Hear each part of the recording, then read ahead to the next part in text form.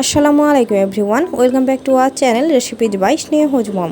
So viewers, আজ আমি আপনাদের তৈরি করে দেখাবো শুধুমাত্র একটি ডিম আর 1 কাপ চালের গুঁড়া দিয়েই তেলে ভাজা কুড়মুড়ে মুচমুচে বিস্কিট। আর এই বিস্কিটটা বানানো এতটাই সহজ, আপনার চা বানানোর আগেই মাত্র 10 মিনিটে এই বিস্কিট রেডি করে নিতে পারবেন। আর এই বিস্কিটটা একবার বানিয়ে 15 দিনের মতো রেখে সংরক্ষণ করে খেতে পারবেন। সো আশা করছি বরাবরের মতো আজকের আমার রেসিপিটিও আপনাদের ভালো লাগবে। আর ভালো লাগলে অবশ্যই একটি লাইক দিয়ে দিবেন, কারণ আপনার একটি লাইক আমার জন্য অনেক বেশি মূল্যবান। সো আর কথা না বাড়িয়ে চলে যাচ্ছে এর মেকিং প্রসেসিংয়ে। আচ্ছা, তো এবার আমি এখানে একটি মিক্সিং বোল নিয়ে নিয়েছি। তো এবার এখানে আমি নিয়ে নিলাম রুমের স্বাভাবিক তাপমাত্রায় থাকা একটি ডিম। ডিমটা ফ্রিজে থাকলে অবশ্যই 1 ঘন্টা আগে বের করে রাখবেন। তো এবার এখানে আমি দিয়ে দিলাম প্রায় 1/3 কাপ পরিমাণ চিনি। চিনিটা আপনারা পছন্দ অনুযায়ী বাড়িয়ে কমিয়ে অ্যাডজাস্ট করে নিতে পারেন, তাতে কোনো সমস্যা নেই। তো এবারে ডিম এবং চিনিটাকে একটি হ্যান্ড ডিশের সাহায্যে আমি একদম ভালো মতো ফেটিয়ে নিচ্ছি। এই কাজটা প্রায় 4 থেকে 5 মিনিটের মতো করে নিতে হবে এবং এর মধ্যে যেন চিনিটা গলে যায় সে বিষয়ে খেয়াল রাখতে হবে। আর আপনার এই কাজটা পেনফুল মনে করলে চিনিটাকে ব্লেন্ডারে গুঁড়া করে সেটাকে ইউজ করতে পারেন, তাহলে আপনাকে আর এত কষ্ট করা লাগবে না। তো এবার এটাকে আমি প্রায় 5 মিনিটের মতো ভালো মতো ফেটিয়ে নিয়েছি। ইতিমধ্যে এই মিক্সচারটা অনেকটাই ক্রিমি টাইপের হয়ে গেছে এবং চিনিটাও একদম সুন্দরভাবে গলে গেছে। তো এবার আমি এইখানে ফ্লেভারের জন্য 1 চা চামচ পরিমাণ ভ্যানিলা এসেন্স এর মধ্যে দিয়ে দিচ্ছি। আপনারা এখানে যে কোনো ফ্লেভার ইউজ করতে পারেন অথবা না চাইলে স্কিপও করতে পারেন। আচ্ছা, তো এবার আমি এখানে দিয়ে দিলাম প্রায় 1 চা চামচ পরিমাণ বেকিং পাউডার এবং দিয়ে দিচ্ছি প্রায় 2 টেবিল চামচ পরিমাণ গুঁড়া দুধ। এই গুঁড়া দুধটা কিন্তু বিস্কিটের টেস্টটা অনেক গুণ বেশি বাড়িয়ে দিবে। আচ্ছা, তো এবার আমি এখানে নিয়ে নিয়েছি প্রায় 1 কাপ পরিমাণ শুকনো চালের গুঁড়া।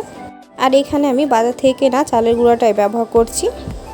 তো এবার এই চালের গুঁড়াটা অল্প অল্প করে দিতে হবে এবং সবটি একটি ডো বানিয়ে নিতে হবে। ডোটা কিন্তু খুব বেশি হার্ড হয়ে গেলে হবে না, তখন বিস্কিটগুলো একেবারে হার্ড হয়ে যাবে।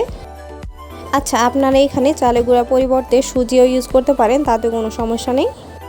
আর নয়তো বা এখানে ময়দাও ইউজ করতে পারেন, তাতেও কোনো সমস্যা নেই। তো এবার এই ডোটাকে হ্যান্ড মিক্সের সাহায্যে আমি একদম ভালো মতো মাখিয়ে নিচ্ছি। তবে আপনারা চাইলে এই কাজটা হাত দিয়েও করে নিতে পারেন। আচ্ছা, তো এবার আমি এটাকে ভালো মতো মাখিয়ে নেওয়ার জন্য হাত দিয়েই একদম ভালো মতো মাখিয়ে নিচ্ছি। তো এবার আমি পুরো চালের গুঁড়াটা এর মধ্যে দিয়ে দিলাম এবং এবার বিস্কিটের জন্য একদম সফট একটি খামির তৈরি করে নিব। তো এই তো এটাকে এবার আমার একদম ভালো মতো মাখিয়ে নেওয়া হয়ে গেছে। এই ডোটা ঠিক এইরকম সফট টাইপের হবে, এর থেকে যেন বেশি হার্ড না হয়ে যায়, তাই এই বিষয়ে একটু লক্ষ্য রাখবেন।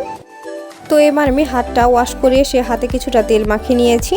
তো এবার এই ডোটা থেকে কিছুটা পরিমাণ ডো উঠিয়ে 2 হাত দিয়ে এটাকে ঘুরিয়ে রাউন্ড শেপে তৈরি করে নিচ্ছি।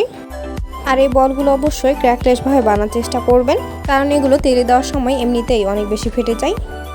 তো এবার এই বলটাকে আমি লম্বাটে শেপে তৈরি করে নিলাম। তো এই তো এটাকে আমি এবার একটি বিস্কিটের শেপ দিয়ে নিলাম। তো এবার সেমভাবে আরও একটি বিস্কিট আমি তৈরি করে নিচ্ছি এবং আপনাদের সুবিধার জন্য তৈরি করে দেখিয়ে দিচ্ছি। তো আপনার এই বিস্কিটগুলো লম্বাটে, গোল অথবা যে কোনো শেপে তৈরি করে নিতে পারেন, তাতেও কোনো সমস্যা হবে না। তো এবার আমার সেমভাবে আরও একটি বিস্কিট বানিয়ে নেওয়া হয়ে গেছে এবং সেমভাবে আমি সবগুলোই বিস্কিট বানিয়ে নিয়েছি। আর এগুলো বানিয়ে নেওয়ার পর রাখা যাবে না, অবশ্যই সাথে সাথে ভেজে নিতে হবে। এজন্য চুলায় একটি প্যান বসে দিয়েছি এবং তেলটা একদম হালকাভাবে গরম করে নিয়েছি। তেলটা কী পরিমাণ গরম আছে আশা করি আপনারা ভালো মতো লক্ষ্য করলেই বুঝতে পারবেন। আর বিস্কিটগুলো দেওয়ার পর এখানে কিন্তু খুব একটা বেশি বাবলস আসছে না। তেলের ঠিক এইরকম টেম্পারেচারে বিস্কিটগুলো ভেজে নিতে হবে। আর এই বিস্কিটগুলো তেলের উপর পুরোপুরি উঠে আসার আগে পর্যন্ত এইখানে কোনো স্পুন ইউজ করা যাবে না। এর হ্যান্ডেলটা ধরে জাস্ট কয়েকবার নাড়িয়ে দিতে হবে। আর এই বিস্কিটগুলো কিন্তু অবশ্যই একদম লো মিডিয়াম হিটে ভেজে নিতে হবে, নইলে বিস্কিটগুলোর ওপরে কালার চলে আসবে এবং ভিতরটা কাঁচা থেকে যাবে। তো এবার বিস্কিটগুলো তেলের উপর উঠে আসলে এগুলোকে আমি উল্টে পাল্টে দিচ্ছি এবং ভালো মতো 2 পাশটা ভেজে নিচ্ছি। এতে করে বিস্কিটগুলো 2 সাইডে খুব সুন্দর একটা কালার আসবে এবং ভেতরটাও প্রপারলি কুক হবে। সো ভিউয়ার্স, আপনারা যারা এতক্ষণ পর্যন্ত আমার ভিডিওটি দেখছেন অথচ আমার চ্যানেলটি সাবস্ক্রাইব করেননি, তারা অবশ্যই চ্যানেলটি সাবস্ক্রাইব করে দিবেন এবং পাশে থাকা বেল আইকনে ক্লিক করে দিবেন আমার পরবর্তী ভিডিওর নোটিফিকেশান সবার আগে পেতে। তো এই তো এবার আমার সবগুলো বিস্কিট একদম সুন্দরভাবে ভেজে নেওয়া হয়ে গেছে। তো এবার এগুলোকে আমি উঠিয়ে নিচ্ছি। আর বিস্কিটগুলোর মধ্যে মাশাআল্লাহ অনেক সুন্দর একটা কালার চলে এসেছে। আর এগুলোকে উঠিয়ে অবশ্যই এর মধ্যে এক্সট্রা তেলটা ভালো মতো ছাড়িয়ে নেবেন। আর এগুলোকে উঠিয়ে অবশ্যই একটি টিস্যু পেপারের উপর রাখবেন যেন এর মধ্যে এক্সট্রা তেলটা সোক করে নেই। তো এবার আমি সবগুলো বিস্কিট উঠিয়ে নিলাম এবং সেমভাবে আমি পরের বিস্কিটগুলো ভেজে নিচ্ছি। আর এই বিস্কিটগুলো কিন্তু অবশ্যই 7 থেকে 8 মিনিটের মতো একদম ভালো মতো ভেজে নেবেন, তাহলে এই বিস্কিটগুলো একদম কুড়মুড়ে মুচমুচে হবে। আর এই বিস্কিটগুলো অবশ্যই এয়ারটাইট বক্সে ভরে সংরক্ষণ করবেন, তাহলে 15 দিনের মতো রেখে সংরক্ষণ করে খেতে পারবেন। আর এই বিস্কিটগুলো বানানো কতটা সহজ এবং কত অল্প সময়ে তৈরি হয়ে যায় আশা করি আপনারা দেখে নিশ্চয়ই বুঝতে পেরেছেন। তো এবার আমার সেমভাবে বাকি বিস্কিটগুলো ভেজে নেওয়া হয়ে গেছে এবং এগুলোকে আমি উঠিয়ে নিলাম। এই বিস্কিটগুলো দেখতে কতটা ইয়ামি লাগছে এবং খেতে কতটা ক্রিস্পি হবে আশা করি আপনারা দেখে নিশ্চয়ই বুঝতে পারছেন। সো এরই মাঝে তৈরি হয়ে গেল দারুণ মজার এবং মাত্র 10 মিনিটে কুড়মুড়ে মুচমুচে বিস্কিট।